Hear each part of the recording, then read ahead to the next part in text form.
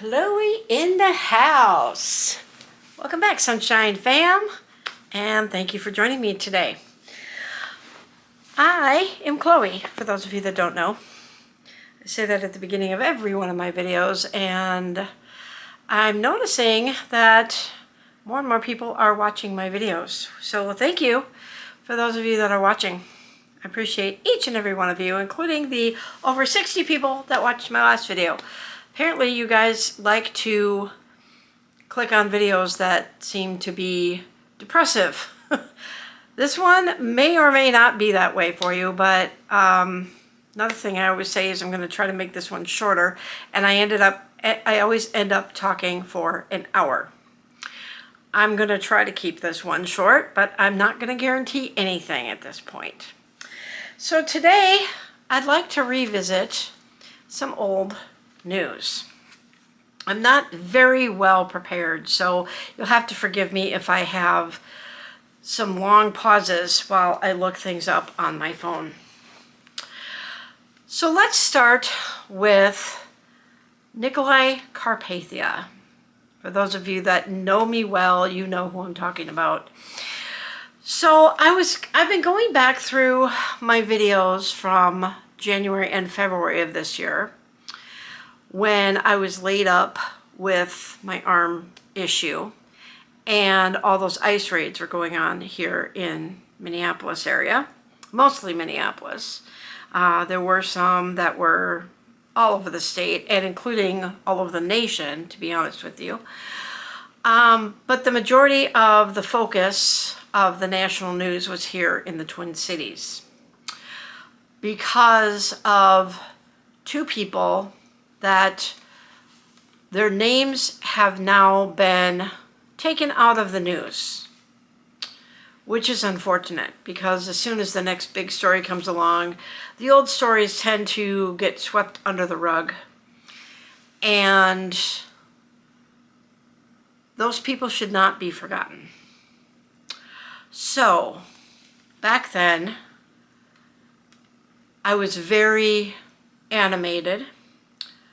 I was very loud. I spoke very quickly, and I'm going to try to keep my emotions in check for this video. So I want to start with the video that I uploaded on February 12th of this year that I titled, "We Want Justice." At that time, I was talking about Carpathia's approval rating. His approval rating at that time was a negative 18%, which was down 0.3 points, or percentage points. At that time, 38% of Americans approved of him, 56% disapproved, and 6% were unsure. At that time, 8 states had a positive approval rating of him back in early February. Now keep in mind this was after Renee Good and Alex Preddy had been murdered by ICE agents, but prior to the Iraq War.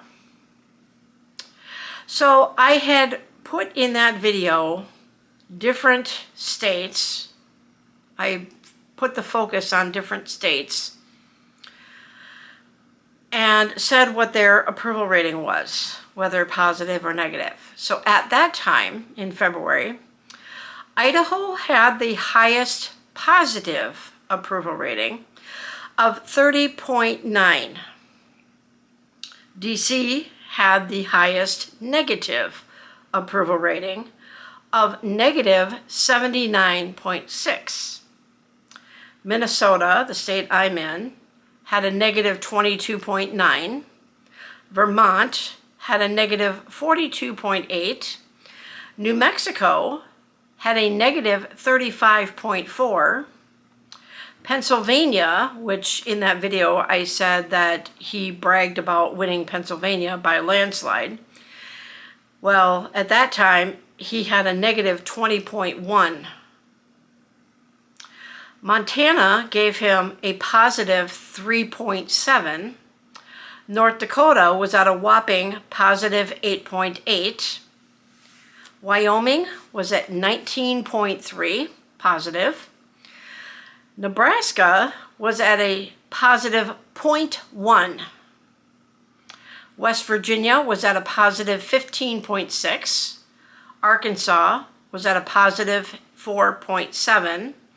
Alabama was at a positive 2.8. And Oklahoma was at a whopping positive 0.7. So February, 8 states out of 50 gave him a positive approval rating. As of last night, which was August 2nd, he is now down 25% negative approval rating, which is down 4 points, or I'm sorry, 0.4 points. 35% approve, 60% disapprove, and a mere 4% are unsure. Now, these stats I am getting from a website called theeconomist.com. So I took the same states in the same order and looked up on that map what they're at now. So let me kind of go back and forth here. So back in February, Idaho had a positive 30.9. They are now at a positive 13 points. DC was at a negative 79.6. They are now at a negative 82. Minnesota was at a negative 22.9. They are now at negative 29.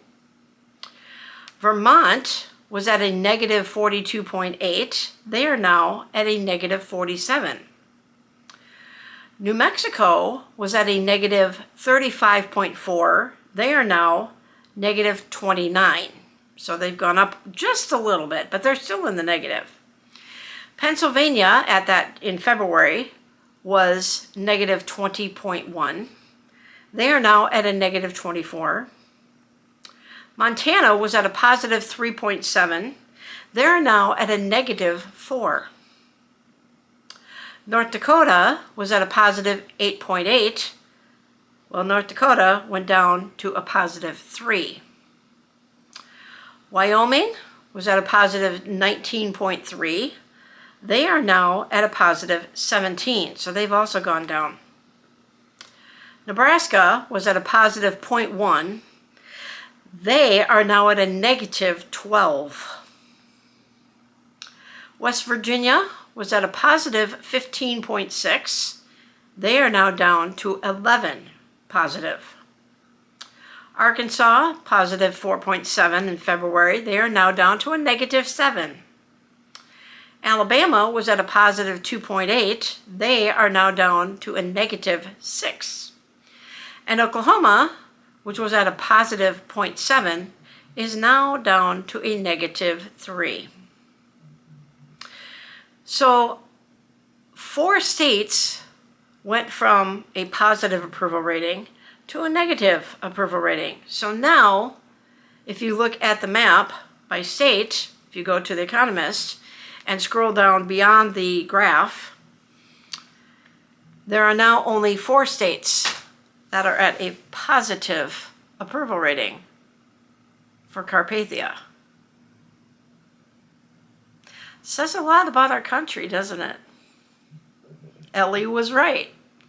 Everybody hates us. Nobody wants to claim us. We get that. We don't like our state, our country either. We like our country. We just don't like our leadership. They're horrible. So I want to go back to some old news stories. And back on February 1st, just prior to the video that I was referencing there, there was a woman by the name, oh wow, this is interesting. of Nancy Guthrie. Do you remember her name? She is, or possibly was, the mother of Savannah Guthrie, who is a reporter on the Today Show. Well, I just looked this up and it says on Friday, this past Friday, exactly 6 months after Nancy Guthrie was abducted, police released 2 ransom notes in the hope that they would help identify her kidnappers. Guthrie, the mother of U.S. news presenter Savannah Guthrie, was 84 when she went missing from her Arizona home in January. She's still 84 because her birthday is January 27th and she was abducted on February 1st. So shortly after her birthday that she was abducted. To this date, Nancy Guthrie has never been found. To this date, they have not made any arrests. Remember back in February and March when the news story was hot and they were saying, oh yeah, we're not very far from finding the person who abducted her because we have this person on the Ring camera. If you remember this, the person that was on the Ring camera, you could kind of see them coming up to the door through night vision. Nancy Guthrie's house was kind of out in the middle of nowhere. Not that it was by itself, because it was in like a neighborhood, but it was like out in the desert. Okay. Nobody knows who this person or possibly people are that took her from her home. The police and the FBI are already treating it as if she was murdered the night she was taken because of some DNA evidence that was found on the front porch. It is very sad. Oh, maybe I can get into this. We'll see. I'm finding this out as I'm talking to you, so please forgive me for being unorganized today. But if you recall the video footage that they finally released to the public, the person that came up to the Ring door camera had a ski mask on. All you could see was the mouth and the eyes.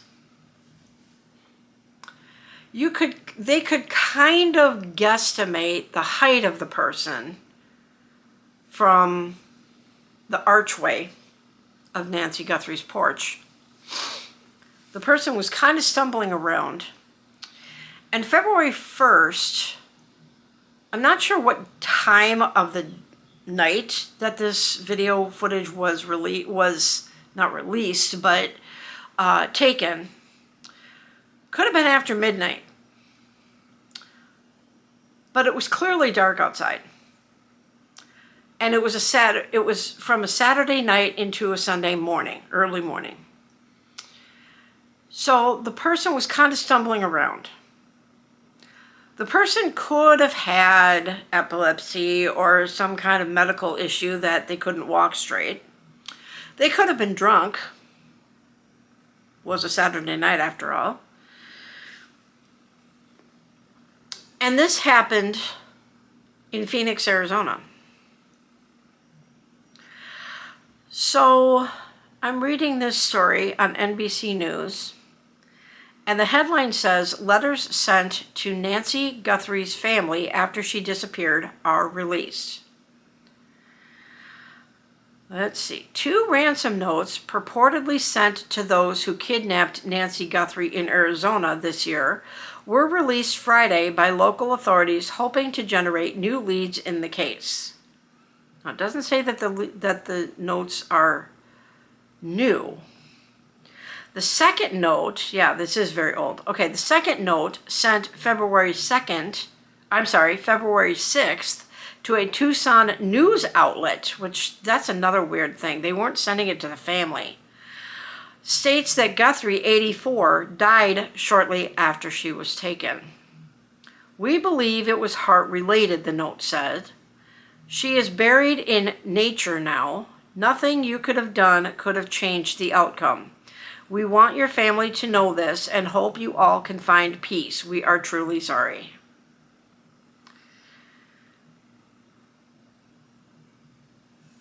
Interesting. The 84-year-old mother of Today co-host Savannah Guthrie went missing from her home near Tucson early February 1st. The FBI has said her disappearance is being investigated as a kidnapping for ransom. The first note, sent February 2nd to the same outlet, a CBS affiliate, stated that a white smartwatch was on the floor at the foot of her bed and that the floodlight in the backyard had been destroyed. The note demanded a payment of $4 million in Bitcoin by February 5th. It provided a deadline of 5 p.m. February 9th and raised the ransom amount to $6 million if the payment was not immediately made. The note warned that Nancy Guthrie was aware that her life is in your hands. Do not play games. Law enforcement will not be able to help you, the note states. In a news release accompanying the notes, the Pima County Sheriff's Department said Friday it was releasing the letters in an effort to generate new leads. So apparently they're releasing these notes to try to find out who did this. So they're still looking for the people or person, whoever it was. But that is very sad that it states that she died. Now, whether or not that's true, we don't know. But given the way that the note says, and if you remember, she did have medication that she had to take, and the medication was still in her house. So it is likely that she likely passed away from heart issues if she wasn't murdered by these people. Which maybe it could be one and the same, stress-related. Who knows? So I think we need to keep the family of Nancy Guthrie in our thoughts and prayers. And maybe post it on your social media pages to keep her name out there. Keep a spotlight on her name and the names of the family members. So the other thing that I want to bring up is after this is another thing. I didn't go back to all of my videos, so I don't know if I ever did make mention of what happened to Greg Bavino after he was kicked out of here. Ultimately, at the end of March, he decided to retire. He was not happy with the fact that he was demoted, so he retired. Isn't it interesting how the chips kind of fell the way that I kind of predicted they would, and a lot of other people thought they would? Remember how excited I was when Kristi Noem got fired? I don't know if I ever made a video of when Pam Bondi also got let go by Trump. Carpathia. Carolyn Levitt is back from maternity leave, and apparently having a baby has not changed her one bit. Because when reporters ask her serious questions, she still smiles, she still laughs. She thinks it's all a joke. She needs to grow up. She needs to be put in her place and told she needs to stay home and raise her children. We need her out. Don't hear much about Kash Patel either. But back then, give me 1 second here.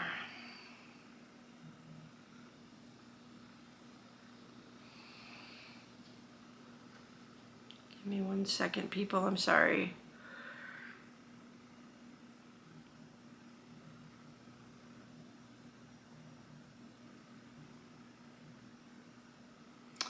Back then,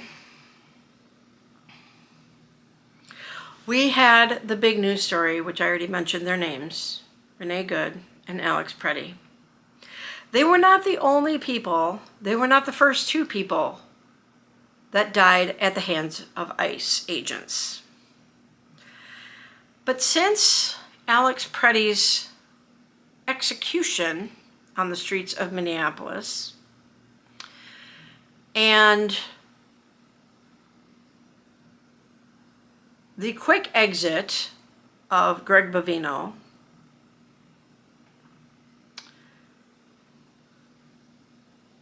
where Tom Homan came into town and cleaned things up, got rid of a lot of ICE agents here in the Twin Cities. Granted, I'm not hawking all over the news anymore, and it's made me a better person. However, I haven't really heard much about ICE raids lately, anywhere in the country, until a few weeks ago, when my son decided to tell me that there were 2 more murders by ICE agents. One happened in Maine, and the other happened in, I believe, Houston, Texas. So I'm looking this information up so that we can get these people's names out there. The 2 men that were fatally shot during separate traffic stops by immigration enforcement are Lorenzo Salgado Araujo, Araujo, and Joan Sebastian Duran Guerrero. Lorenzo was aged 52 years old, and he was a Mexican national. It happened in July 2026 in Houston, Texas. The context is he was killed while riding in a vehicle on his way to work. Authorities confirmed he was not the intended target of the operation. So apparently, ICE agents are still not following the rules. Joan Sebastian was aged 25 or 26 from Colombia. That one happened July 13th, 2026 in Biddeford, Maine.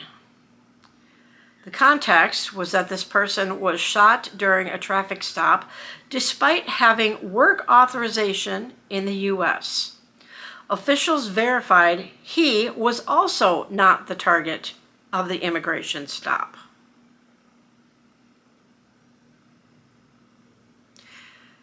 This should anger us all, again.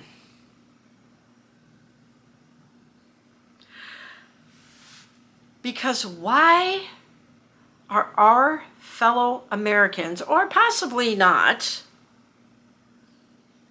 because back then, in February, I was talking about how some of these ICE agents had been here as undocumented immigrants. Some of them were hired by ICE after being pardoned from the January 6th insurrection in Washington, D.C. by Carpathia. One of those people was Mexican, and he was part, when he got rearrested in Bloomington, Minnesota, which, for those of you that are not familiar with the Twin Cities, is a southern suburb of Minneapolis. It's kind of just south of the airport. Matter of fact, it's not very far from the Whipple building, which is where they take the detainees. He was part of a group of 16 people that were enticing minors on the internet. And yet, these ICE agents were supposed to be going after people for crimes that they were committing. Does that make sense? I don't get it. So something else that I had asked Google last night, which apparently I got rid of, was about a man named Jonathan Ross. And I asked, where is he now? Okay, I guess I have to be more specific because there is a Jonathan Ross that is a British TV person. We'll do ICE agent.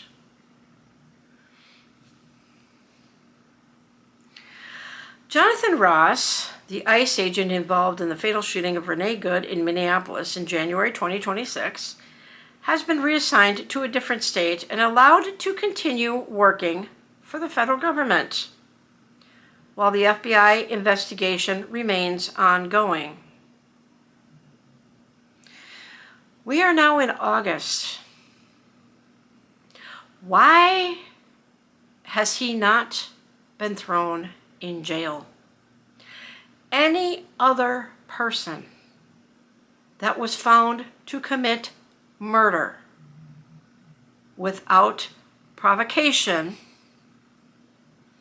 would have been thrown in jail by now and looking at a court date. This moron, they say, last night when I was looking this up, is likely in New York, still working for ICE. Never brought to justice, never any criminal charges brought against him. So the current status and reassignment of Jonathan Ross, he was moved out of Minnesota following the incident in January.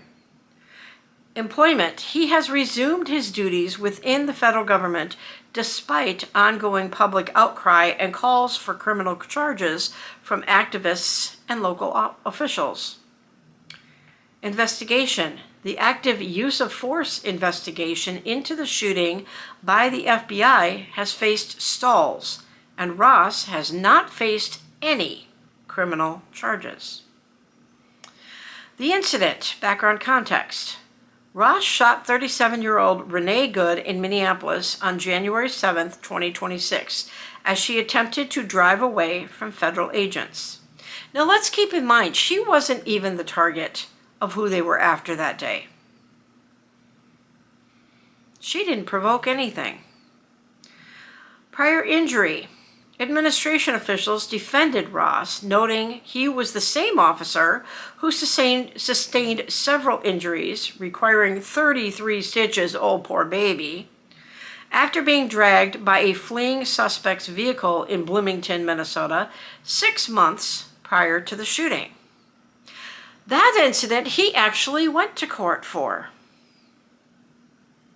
Now in that incident, if you recall, I did mention that the person he was trying to stop, I don't know if the driver of the vehicle was the intended target, but I believe he was here undocumented, the driver. And Ross was trying to reach into that man's vehicle because he had his window rolled down. Didn't have the door open. And Ross was trying to reach in, Jonathan Ross was trying to reach in to open his door, in which case the driver then sped off, dragging Jonathan Ross behind him for several hundred yards, I guess. I don't know. There's different stories about how far he was dragged. At that time, Jonathan Ross took out his taser and tased the man. More than once. I think I want to say 3 times. But he took out his taser, not his gun. Took out his taser and tased the man. I don't know if that man was ever caught. Haven't looked that deep into that. But that's Jonathan Ross. Now let's look at the 2 men that were responsible for executing Alex Preddy.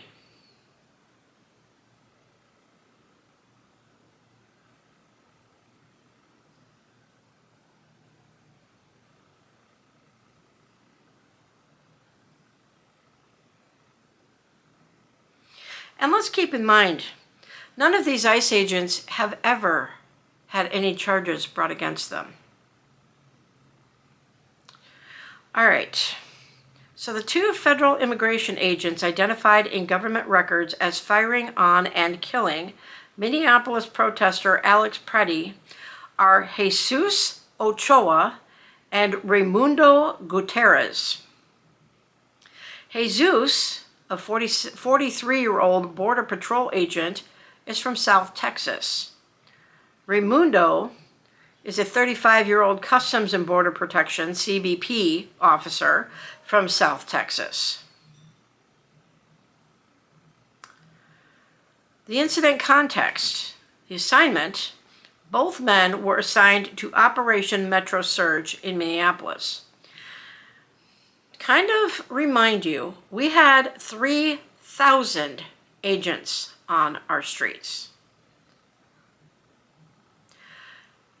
That's why we were headline news for so long, because no other city had that many agents on their streets.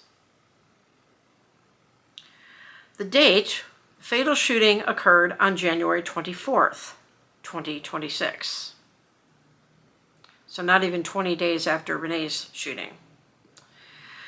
Investigation. The Department of Justice opened a civil rights review into the shooting. So, civil rights review. No criminal charges. So let me see.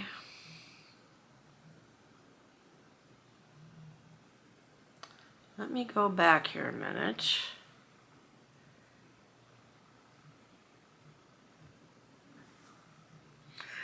So I'm asking the question, where are the two ICE agents that killed Alex Preddy?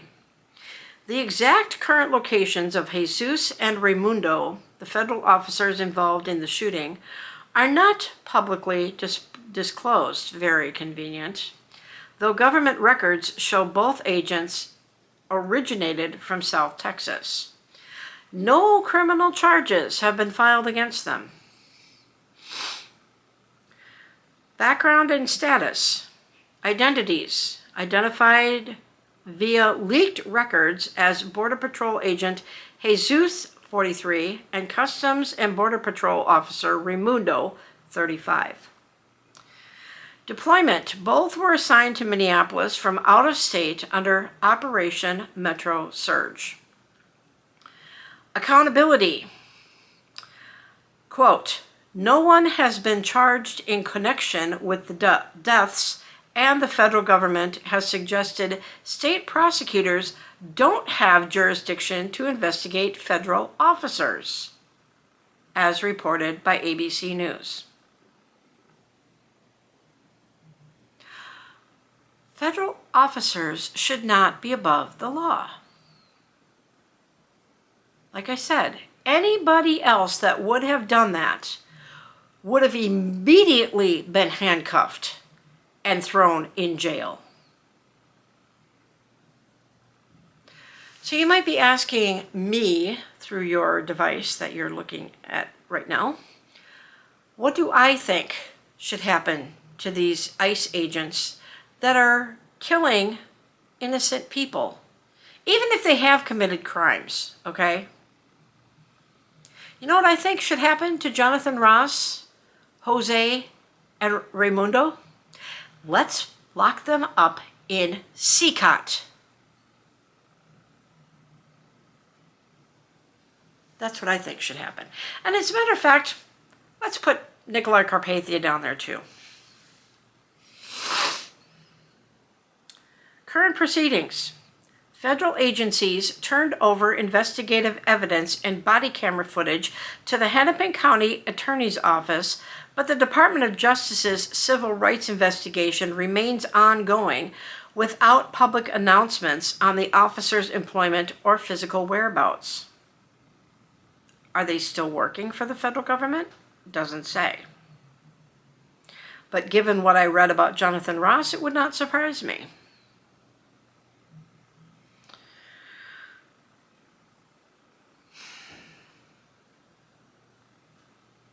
It absolutely makes my blood boil to hear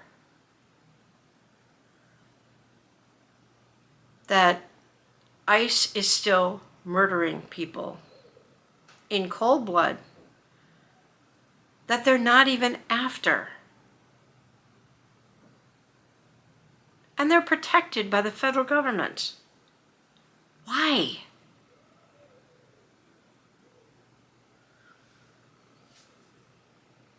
Totally blows my mind.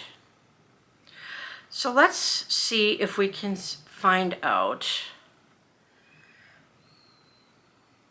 who these ICE agents are in the recent murders in Maine and Texas.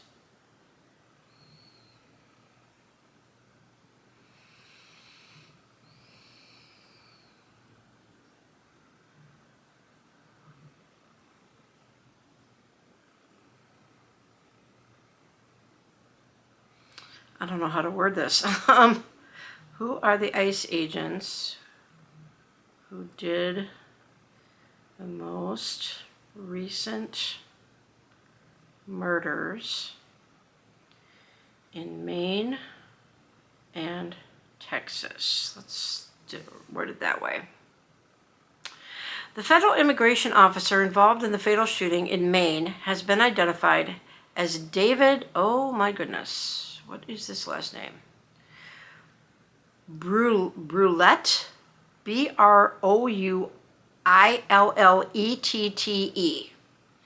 While the specific agent involved in the Houston, Texas incident has not been publicly named by federal authorities. They're protecting him. The Maine incident, Biddeford, Biddeford. The agent, David, an officer with nearly a decade of federal law enforcement experience. The incident, David fatally shot 25-year-old Johann Sebastian in his car on July 13th, 2026, during an operation where officials stated the vehicle attempted to flee. Family members and records later highlighted a troubled past, while officials confirmed Johann was not the target of the warrant.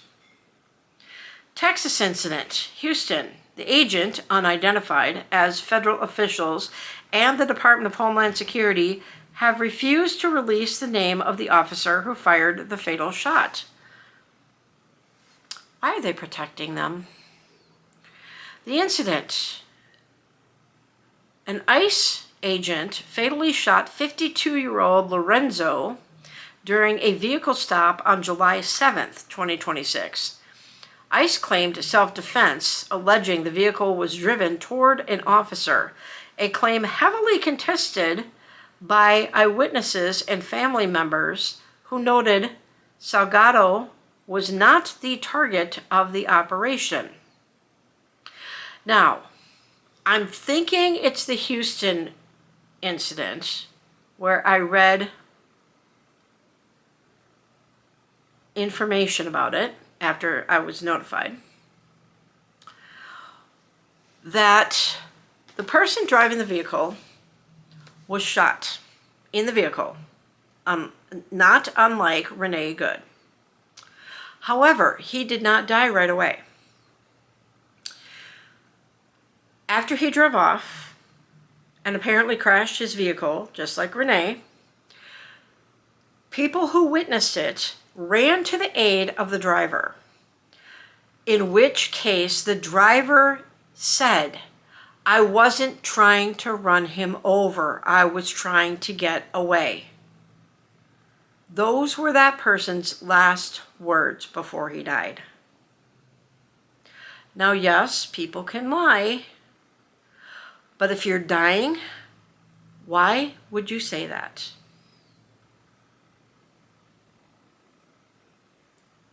if you were going to lie. So my guess, and this is just if it was me, if I was shot in my car and I was trying to get away and I know I'm going to die, I would say those exact same words too. So why are they not identifying that person, the shooter? Why are they protecting ICE agents? Why are we not notified of the conditions inside these detention centers? Well, I've got a scoop for you guys. One of my coworkers, who will remain unnamed, informed me before I went back to work in March that they were on their way down to Louisiana. I'm guessing maybe for Mardi Gras. They made it as far as Chicago. They were taking a train, so I don't know why this person was stopped. But this person was thrown to the ground by ICE agents, just like you saw in the videos from here in Minneapolis. This person was arrested. This person was thrown into a detention center in Chicago.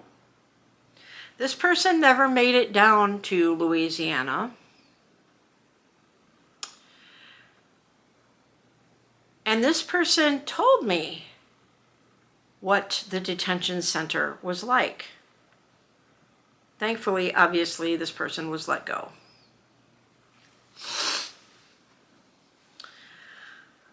This person told me, I'm not going to identify male or female, they told me that the detention center was very overcrowded. Shoulder to shoulder prisoners, most of which had never committed a crime, most of which were American citizens.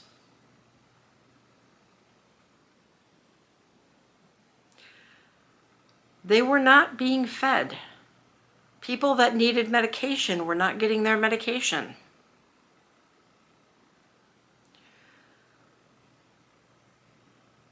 They were abused. They were neglected.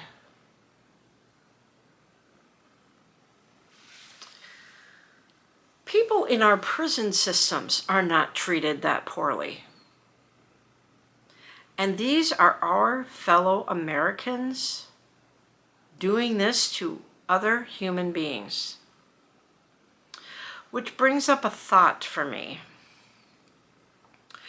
Remember when I informed you about that 60 Minutes segment where they talked about CCOT and the stuff that was going on here in Minneapolis? And I compared the conditions of CCOT with a Nazi concentration camp.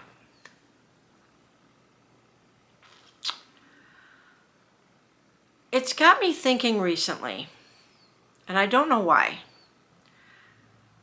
but thinking back to World War II in these Nazi concentration camps, how could these people, these Nazis that were following Hitler and praising him, not have a conscience and realize it shouldn't have mattered that these people were Jewish or Christian or whatever religion they were or whatever nationality they were. Most of them, yes, were Jewish, but there were Christians that were murdered during that time too.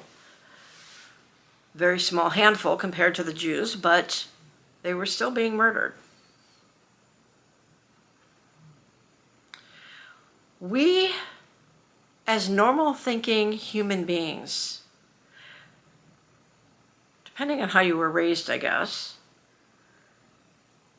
can't go there in our minds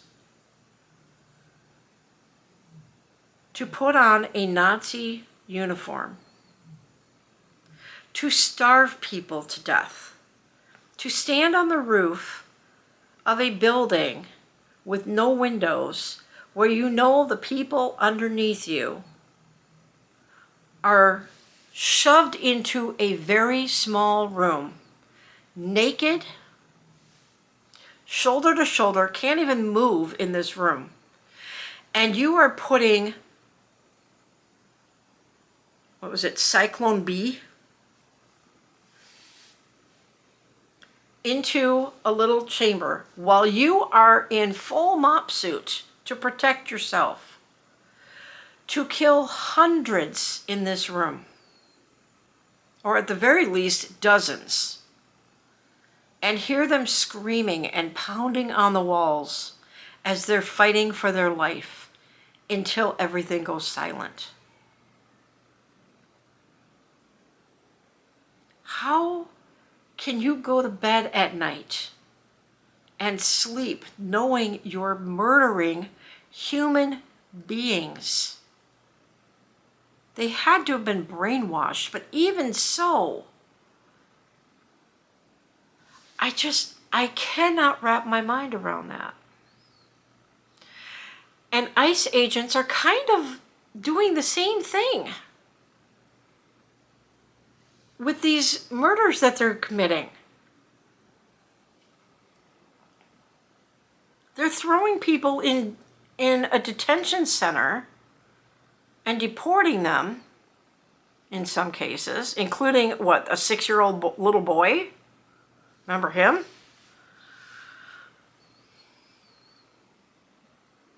How do these people sleep at night? Maybe they don't. I have no clue. But they need to be brought to justice.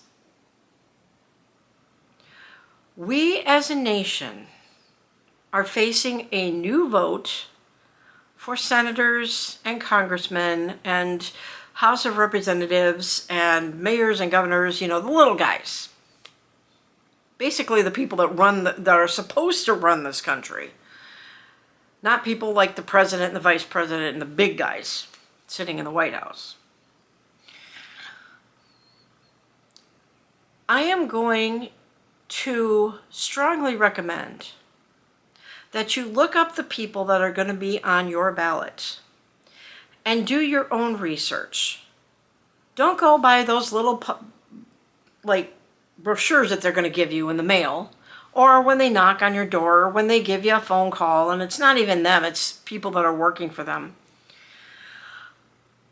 If I get a phone call from people that are working for those that are up for re-election or election at all, I'm not going to talk to them.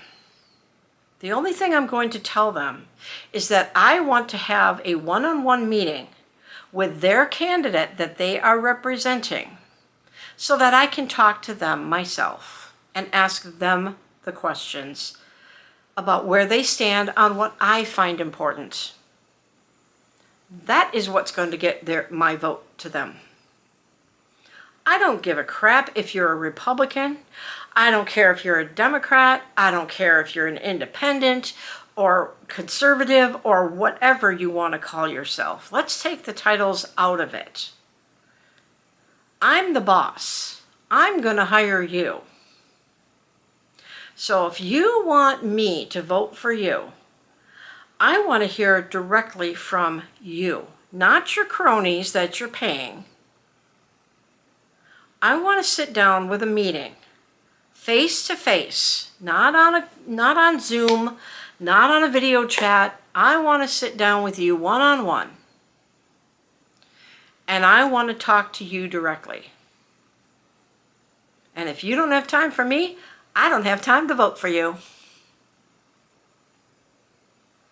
So yes, I am going to be doing my research in the next several weeks. And I'm going to find out who's on my ballot, and I'm going to look into their history. And if their history is questionable, they don't get my vote. If they don't find topics that I find important to them, they're not going to get my vote.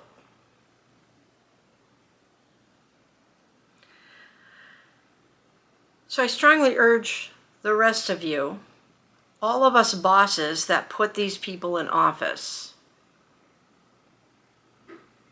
do your research on your candidates. Demand a meeting directly with them. They want your vote, they'll make the time. So those were just a few news stories I wanted to bring you up to date on. If there's any other old news stories from this year that you would like me to talk about in a future video, please comment below and I will look into it. I will be taking a week off from work towards the end of August, and I will have a lot more time to do more research. I'll be making a few more videos during that week, but I'm also going to be organizing my life. I thank you for the 60+ people that have watched my last video. Since then, my life has been a lot more calm. I've separated myself from the family drama. I have not been talking to Silver Star. I occasionally talk to Dra Fay Wolf. I say it like that so that the closed captions can get the word right.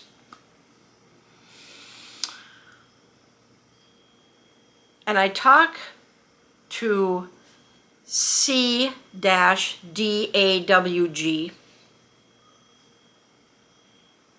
That's why I say my son, because every time I say C-Dawg, the closed captions spell it out as S-E-A-D-O-G. That's not how it's spelled. The letter C-D-A-W-G.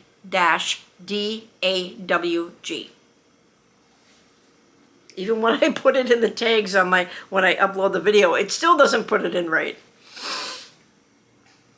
And Christy Gnome is not spelled like a gnome. It's N-O-E-M.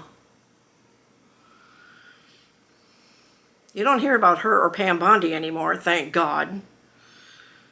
Although I don't really hear much about Kash Patel or Pete Hegseth either. Not to say that they're not in the news, but like I said, I'm not watching the news all that much either. So at this point, I'm going to go ahead and go. I'm not going to keep rambling on. But again, if you have a news story that I did not cover today that you would like me to look into, please comment below and I will look into it and put it in a future video. And if you are capable of making comments, I would really appreciate more comments. But at this point, I'm halfway down on my battery, which means I've been talking for about 45 minutes or so. And I know some of you have said my videos are way too long. I apologize, but you know what? It's my channel. Thank you, John, or who I call J-Man, for saying it is my channel and I can do the content the way I want to. And you're absolutely right. If you don't like the longer videos, then don't watch them. Or watch them in sections. I don't care. But I do have a lot to say. So I hope you guys have a sunny day. Thank you for joining me, and we'll see you on the next one.